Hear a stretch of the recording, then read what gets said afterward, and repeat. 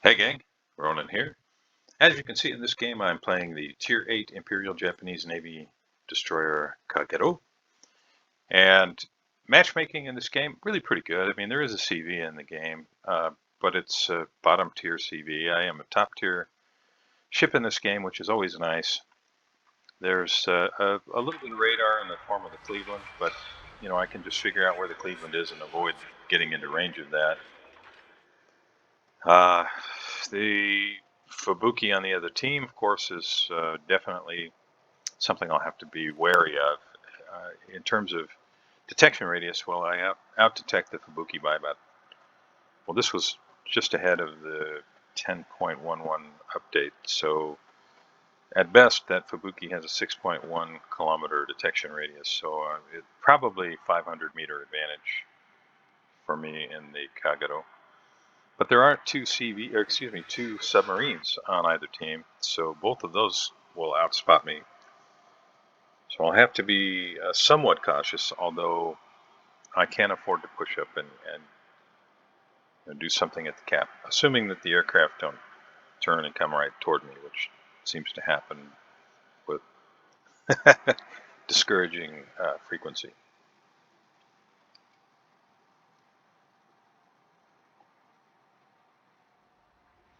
Now, I committed sometime in the last week or two, depending upon when I post this up, in another video or two of mine, that I wanted to kind of demonstrate some of these low and mid-tier Japanese destroyer torpedo boats, just to give you some idea of how they play and kind of how I think when I'm playing them, because they are very, very different than the Japanese gunboats, Akazuki, Kitakaze, Harugumo, and any other gunboats. And while ships like the Gearing and the Fletcher and the Benson, pretty much all the high-tier Russian destroyers, the higher-tier German destroyers, especially the quote-unquote heavy destroyers that were introduced not too long ago, those are more gunboats. I mean, it's not that their torpedoes can't hit and do massive damage, because they can, but they're much more gun-focused than these Japanese torpedo boats. So these ships, being really reliant on torpedoes for big damage, are really kind of built to contribute in other ways as their Fubuki is detected. And one of those ways, of course, is capping, which is what I'm trying to do now. And I'll keep an eye on the Cleveland there. He was at, what, 12.5, something like that. So I'll just inch my way across the cap. Now I have to be careful here, because if Fubuki threw torpedoes this way, I don't want to present a flat broadside to him in case his torpedoes are headed this way. So why am I doing what I'm doing right now? Let me explain this.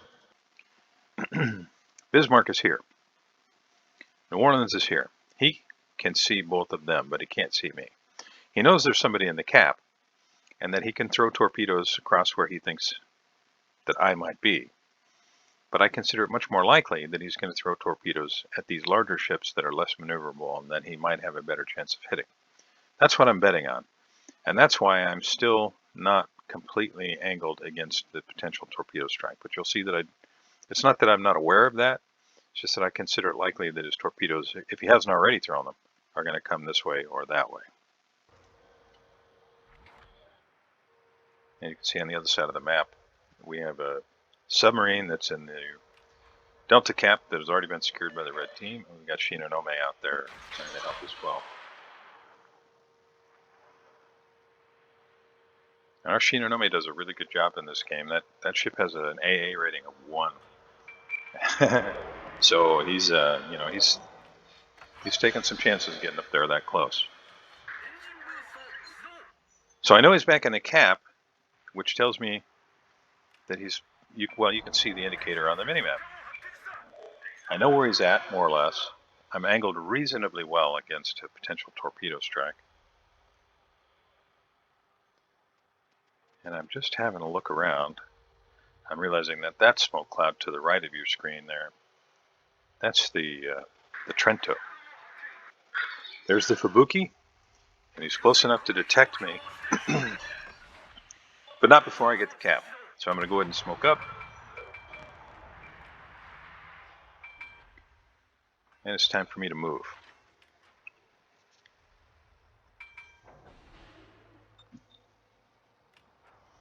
I'm really hoping to see one of our guys flap that Trento. It's only got 3,100 hit points, so not too tough. I'll ping him just to make sure that everybody, hey guys, everybody knows that he's just about dead. Somebody's going to try and get that kill.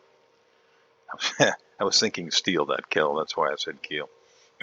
Now, North Carolina, that's looking like a pretty juicy target. So I'm going to put some torpedoes out ahead of him, and I'll just keep an eye on the cap. You can see the Bismarck is starting to put his nose in the cap. So I already know I'm going to have to turn back around and try and throw some torpedoes in his face. I'm not going to be too effective with guns, as I've said, and so I consider it kind of my job now that I've secured that cap to make sure that the Reds don't take it back. You can see that the Fubuki's already back in the cap.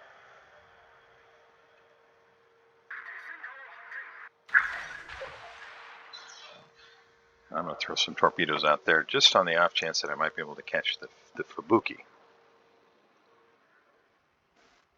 As fast as that A cap is turning, I think the two ships are in there.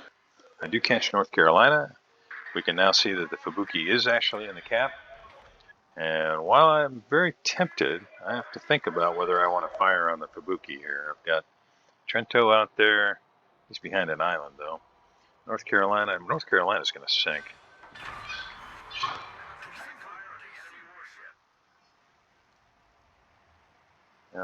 My teammates have kept the cap reset, so I didn't have to fire.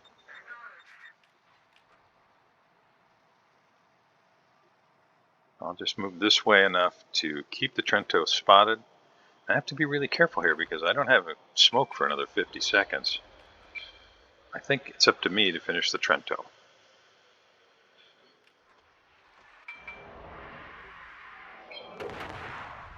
He's just fired. His reload is a little bit longer than mine. So my real concern here is the Bismarck.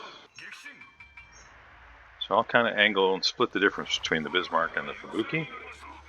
Use my speed and rudder to juke just a little bit. I'll have smoke back up in 16 seconds. And I outgun the Fubuki. Time for me to get these torpedoes on their way. I do manage to get a fire on the Fubuki. These torpedoes may be coming. I'll have to be careful about my positioning here. I don't want to show a flat broadside. But I think I'll be able to finish Fubuki here. And I'll just angle up to the Bismarck, trying to avoid getting blapped, and then now I've got my smoke set up.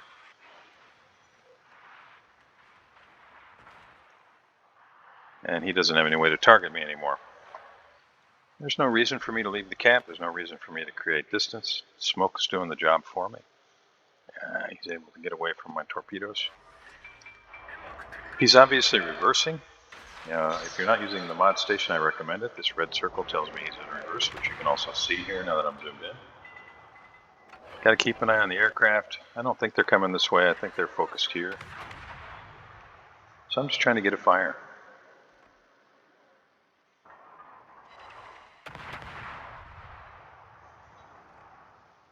And while these guns can be effective against the Fubuki, against Bismarck, fires are what I'm after.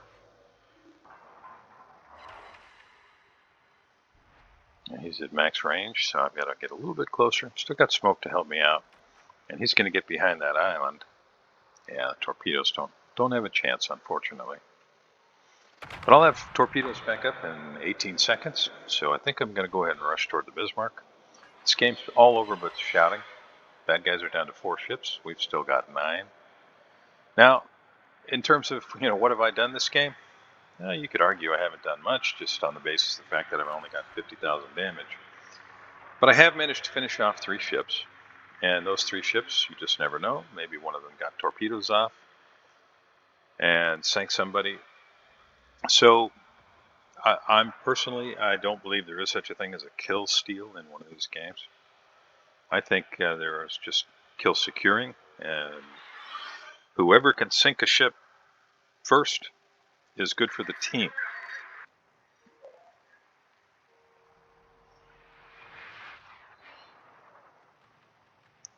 Hydro's active. I'm glad I kept myself on the other side of an island. Hydro goes down. And Bismarck's dead. He's taken shells from our guys. Let's see, Bay, Bismarck, Isa, or Isa. I'm going to take a little bit of damage here, but I've still got 16,000 HP. And I'm going to put torpedoes in his face. So if somebody doesn't finish him off first, my torpedoes will. I don't have anything else that's close, so I'm going to use all the torpedoes here just to make sure he does not survive. And because there's nothing close, I can go ahead and put the fire out right away. And that's kill number 4. Now I'm just spotting for my team. I know that the CV's up there somewhere, so I'm going to go ahead and head that way. His last known position was behind that island that you see just to the right of center. Well, now just to the left of center. So I'm going to run this way. I'm just going to kind of run northwest in the hope of spotting the CV for my team. And there he is. Now, it would have been really tempting to, run into the cap and try and secure some more juicy cap XP, but I opted to spot for my team. Now, there are 2 reasons for that. One, stop it here for just a second. One, I think spotting this guy so my teammates can finish him off was much more important. But in addition to that, if I had gone into the cap, if these guys, let's say for example, these guys know where the Mogami's at. If I go into the cap, I'm within radar range of the Cleveland, and if he still has a radar, he could light me up. And that doesn't mean that he can get shells on me, and in fact, with only 3 of them, it's unlikely. But they still have a Benson. I'm guessing the Benson is over here somewhere, helping against our U-69. And he might be able to get guns on me. Or maybe he throws torpedoes across and that catches me. Just never know. So for me, the highest priority is help finish off the Ranger. So I'm going to keep running this way until he's dead. Because I know that these guys are all putting shells on the Ranger because they can't hit him.